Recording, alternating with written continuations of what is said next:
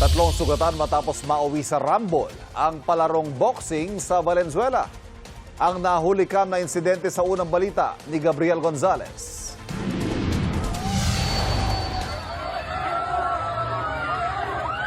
Ang sanay masayang fiesta sa Sitio Kabatuhan, Barangay Genti de Leon sa Valenzuela kahapon, nauwi sa Rambulan.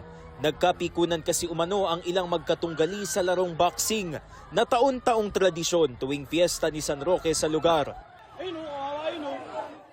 Nambato pa ng mga babasaging bote ang ilang lalaki. Nang hampas naman ang isa pa.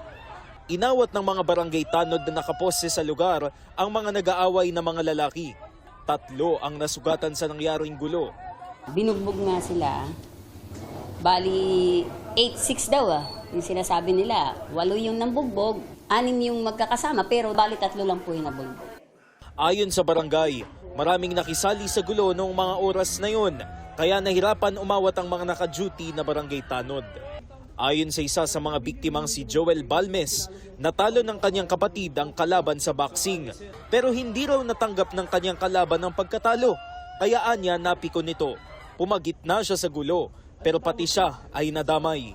May sumuntok sir na hindi naman sila ang kalaban sa boxing, mga nanonood lang. Kumbaga, parang dala siguro, nadala sila sa di nila matanggap na talo. Mahirap awatin sa dami. Tapos di ko mamalayan, may pumalo na rin sa likuran ko. Ito nga, may tama rin. Ayun, may tama, mamagana nga eh.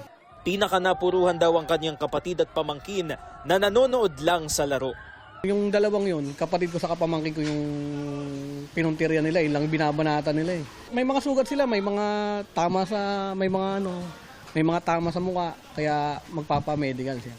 Desidido silang magsampa ng reklamo sa mga nambugbog sa kanila. Iniimbestigahan na rin ng pulisya ang insidente. Sinisikap ang kunan ng pahayag ang nakalaban sa boxing ng isa sa mga biktima. Ito ang unang balita. Gabriel Gonzalez, GMA News.